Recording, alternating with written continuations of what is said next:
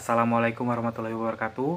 Salam sejahtera untuk kita semua. Perkenalkan, nama saya Kelvin Ariski, mahasiswa hukum Fakultas Hukum Universitas Bangka Belitung.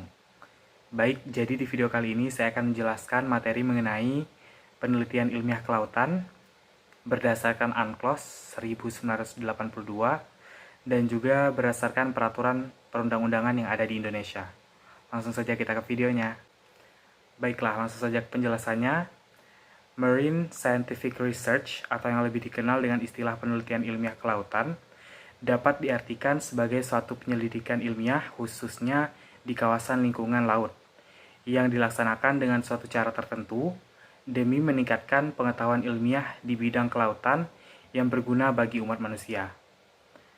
Jadi terdapat 4 jenis penelitian ilmiah kelautan, diantaranya yang pertama, Physical Oceanography, yakni studi yang membahas tentang ombak, pasang surut, arus, maupun perubahan suhu. Kemudian yang kedua, Chemical Oceanography merupakan penelitian terkait kompleksitas kimiawi di kawasan laut. Kemudian yang ketiga, Marine Biology, yaitu suatu penyelidikan mengenai makhluk hidup yang tumbuh dan berkembang di laut. Kemudian yang keempat, Marine Geology, ialah satu studi yang berfokus pada topografi dan sedimen dasar samudra, beserta kandungan yang terkandung di dalamnya. Secara konseptual, pengaturan penelitian ilmiah bidang kelautan diatur secara tegas di dalam UNCLOS tahun 1982. Pada dasarnya, pengaturan kegiatan penelitian ilmiah kelautan dari segi hukum laut internasional telah diatur di dalam UNCLOS yang diresmikan pada tahun 1982. Indonesia merupakan salah satu negara yang telah meratifikasi konvensi internasional tersebut pada tahun 1985 melalui Undang-Undang Republik Indonesia Nomor 17 tahun 1985 tentang pengesahan United Nations Convention Law of the Sea, Konvensi Perserikatan Bangsa-Bangsa tentang Hukum Laut. Landasan hukum yang terkait dapat kita jumpai pada bab 13 yang mana dimulai pada pasal 238 yang berketentuan bahwa suatu negara maupun organisasi internasional yang berkompeten di bidangnya memiliki suatu hak untuk menjalankan kegiatan penelitian ilmiah kelautan tanpa merugikan hak negara lain. Prinsip bertetangga yang baik sangatlah tepat dalam menggambarkan maksud dari isi pasal tersebut, yang berarti bahwa tidak satupun negara bahkan dalam menggunakan wilayahnya sampai dapat merugikan hak negara lain. Setiap tindakan yang dilakukan oleh suatu negara semata-mata harus dimaksudkan dengan tujuan damai. Hal tersebut merupakan sebuah prinsip yang harus dipegang teguh oleh setiap oknum yang ingin melaksanakan kegiatan penelitian ilmiah kelautan. Pada aturan konvensi, tepatnya pada pasal 240, telah tersirat beberapa prinsip yang menjadi tonggak dasar dalam pelaksanaan penelitian ilmiah kelautan. Di antaranya yaitu penelitian ilmiah kelautan wajib dijalankan dengan maksud tujuan damai, wajib dilakukan dengan mengacu pada standar yang telah ditetapkan pada aturan konvensi, serta harus menghormati pemanfaatan sumber daya laut lainnya yang sah dari segi aturan konvensi, dan juga penelitian tersebut tentunya harus berdasarkan pada peraturan yang tertera baik di dalam konvensi maupun peraturan lainnya yang berhubungan dengan lingkungan laut. Dalam hal menjalankan kegiatan penelitian ilmiah kelautan dengan maksud tujuan damai, setiap negara maupun organisasi internasional wajib menjalin sebuah kerjasama internasional demi menjaga atau mencegah kerusakan terhadap lingkungan laut, baik di wilayah yurisdiksi yang menjadi hak miliknya maupun di luar dari itu. Sebagaimana kita ketahui bersama, terdapat prinsip warisan bersama umat manusia yang menjadi tanggung jawab bersama, misalnya laut bebas yang tidak dapat dimiliki oleh siapapun, namun sumber daya yang terkandung di dalamnya dapat digunakan oleh setiap umat manusia. Ketentuan perihal kerjasama ini telah diatur pada pasal 242, yang menekankan pada sebuah konsep kerjasama yang berdasarkan prinsip penghormatan terhadap kedaulatan dan atas dasar manfaat bersama. Pada pasal 243 menegaskan bahwa kerjasama tersebut dapat berupa perjanjian bilateral maupun multilateral. Kemudian lebih lanjut pada pasal 244 menentukan di mana nantinya informasi yang ada terkait usulan penelitian ilmiah kelautan itu harus dipublikasikan dan disebarluaskan seperti tujuan dari diadakannya dan pengetahuan yang hendak diperoleh melalui penelitian tersebut.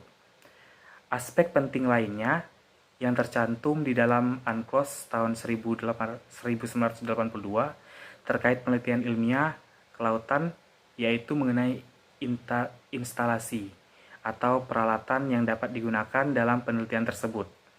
Berkaitan dengan status hukumnya, pada pasal 259 menjelaskan bahwa instalasi atau peralatan yang digunakan dalam penelitian ilmiah kelautan tidak dapat dikatakan sebagai pulau dan tidak memiliki laut teritorialnya sendiri.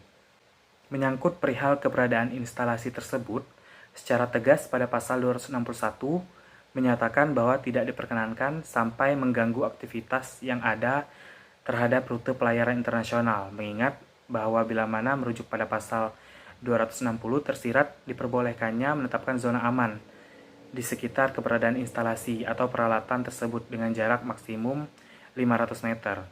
Selain itu, mengacu pada pasal 262, menyiratkan bahwa instalasi atau peralatan yang digunakan harus berisi identitas atau sebuah tanda pengenal sebagai petunjuk negara atau organisasi internasional yang mana memiliki dan dibubuhi pula tanda peringatan yang jelas, menunjukkan bahwa kawasan tersebut merupakan zona terlarang, sehingga oknum yang tidak berkepentingan tidak dapat memasuki kawasan itu. Hal ini semata-mata untuk menjamin keselamatan baik di lingkungan laut maupun udara, dengan memperhatikan ketentuan yang telah ditetapkan oleh organisasi internasional yang berkompeten di bidangnya. Jika suatu aturan yang telah ditetapkan tidak dilaksanakan, maka akan mengakibatkan sebuah pelanggaran atas kelalaian yang melahirkan sebuah tanggung jawab untuk memberikan ganti kerugian terhadap perbuatan yang telah terjadi. Pengaturan penelitian ilmiah kelautan di Indonesia sendiri memang tidak diatur secara khusus ke dalam satu undang-undang yang lebih spesifik membahas penelitian tersebut, melainkan landasan hukum yang terkait dapat kita jumpai pada beberapa peraturan perundang-undangan yang ada, yang mana antara lain yang pertama Undang-Undang Republik Indonesia Nomor 1 Tahun 1973 tentang Landas Kontinen Indonesia, tepatnya pada pasal 1 huruf D, yang mana hanya mengatur mengenai pengertian dari penelitian ilmiah kelautan, yang disebut dengan istilah penyelidikan ilmiah khususnya di landasan kontinen. Kemudian yang kedua, Undang-Undang Republik Indonesia Nomor 5 Tahun 1983 tentang Zona Ekonomi Eksklusif, khususnya lebih luas perihal izin dari diadakannya kegiatan tersebut. Kemudian yang ketiga, Undang-Undang Republik Indonesia Nomor 27 Tahun 2007 tentang pengelolaan wilayah pesisir dan pulau-pulau kecil. Kemudian yang keempat, pengaturan kegiatan penelitian ilmiah kelautan dalam Undang-Undang Republik Indonesia Nomor 31 Tahun 2004 junto Undang-Undang Republik Indonesia Nomor 45 Tahun 2009 tentang perikanan dapat kita jumpai pada bab 8, yaitu mengenai penelitian dan pengembangan perikanan. Kemudian yang kelima, Undang-Undang Republik Indonesia Nomor 32 Tahun 2014 tentang kelautan yang juga mengatur mengenai kegiatan penelitian ilmiah kelautan. Kemudian yang keenam, Peraturan Pemerintah Republik Indonesia Nomor 41 Tahun 2006 tentang perizinan melakukan kegiatan penelitian dan pengembangan bagi perguruan tinggi asing, lembaga penelitian dan pengembangan asing, badan usaha asing, dan orang asing. Peraturan perundang-undangan Indonesia belum memuat ketentuan-ketentuan yang salah satunya terkait dengan prinsip-prinsip yang menjadi dasar dalam melakukan kegiatan penelitian ilmiah bidang kelautan. Sebagian besar negara yang melakukan penelitian ilmiah terkait dengan kelautan yaitu termasuk ke dalam kategori negara maju. Faktanya negara maju lebih memiliki peran yang dapat mengatur penelitian kelautan, yang tidak menutup kemungkinan timbulnya kecurigaan dari berbagai negara berkembang, seperti misalnya di mana kapal-kapal riset yang digunakan itu justru sebagai kegiatan mata-mata, alih-alih sebagai kegiatan dengan tujuan damai. Sebagai contoh, yakni pada Rabu 13 Januari tahun 2021 di tengah operasi SAR jatuhnya pesawat Sriwijaya Air, Bakamla RI berhasil mengintersept kapal survei Cina di Selat Sunda, yang mana terdeteksi kapal survei atau research vessel Xiangyang 03 berbendera Cina yang sedang berlayar di perairan Selat Sunda, dan kapal tersebut telah mematikan AIS sebanyak 3 kali selama melintasi alur laut Kepulauan Indonesia.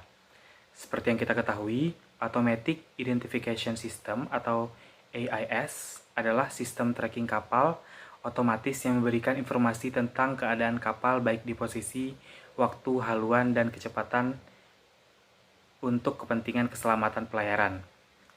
Xiang Yonghong 03 diketahui telah mematikan AIS saat berada di Laut Natuna, Laut Natuna Utara, Laut Natuna Selatan, dan Selat Karimata.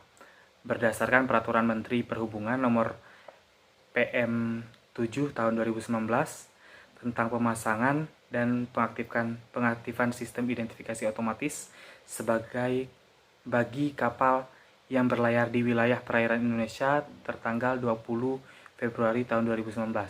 Setiap kapal yang berbendera Indonesia dan kapal asing yang berlayar di wilayah perairan Indonesia wajib memasang dan mengaktifkan AIS tersebut.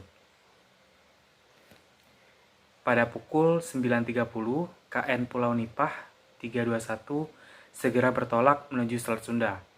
Berdasarkan hasil komunikasi dan identifikasi, dapat diketahui bahwa kapal ini memang bertolak dari Cina menuju Samudra Hindia dan melewati perairan Indonesia menggunakan hak lintas alur kepulauan sesuai dengan UNCLOS.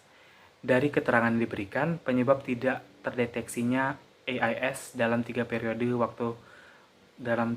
waktu disebabkan karena adanya kerusakan pada sistem tersebut.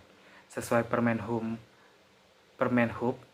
apabila AIS tidak berfungsi, maka nahkoda wajib menyampaikan informasi kepada stasiun radio pantai atau stasiun Vessel Traffic Service, serta mencatat kejadian tersebut pada buku catatan harian atau logbook kapal yang nantinya dilaporkan kepada Syahbandar.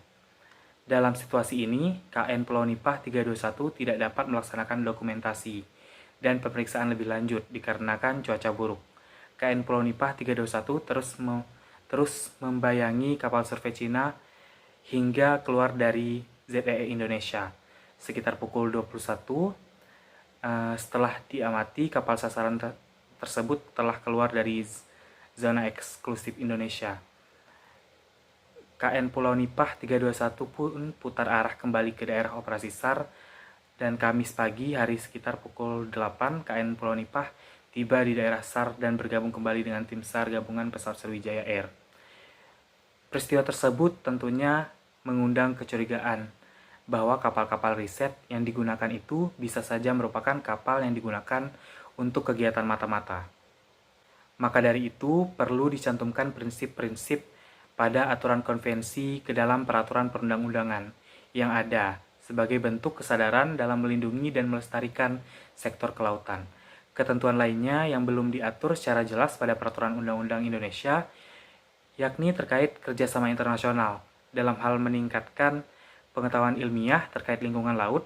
Sudah sewajibnya setiap negara maupun organisasi internasional melakukan kegiatan kerjasama secara damai. Sangat disayangkan peraturan perundang-undangan Indonesia hanya mengatur sebatas pemberian izin kepada orang atau badan asing untuk melaksanakan kegiatan tersebut, tetapi tidak diatur lebih lanjut secara khusus perihal pedoman-pedoman kerjasama yang dapat dibangun dari adanya kegiatan tersebut, sehingga dapat menguntungkan bagi setiap pihak.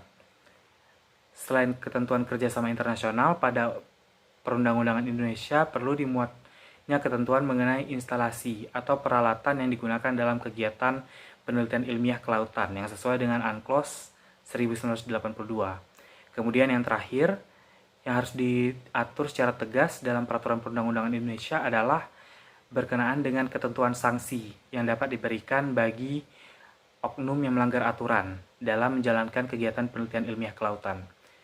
Merujuk pada Peraturan Pemerintah Republik Indonesia Nomor 41 Tahun 2006 tentang perizinan melakukan kegiatan penelitian dan pengembangan bagi perguruan tinggi asing, lembaga penelitian dan pengembangan asing, badan usaha asing, dan orang asing hanya mengatur terkait ketentuan sanksi bagi orang atau badan yang melanggar aturan dalam menjalankan risetnya, yang berupa teguran lisan maupun tertulis, serta pemberhentian sementara atau izin dari kegiatan penelitian tersebut dicabut selamanya.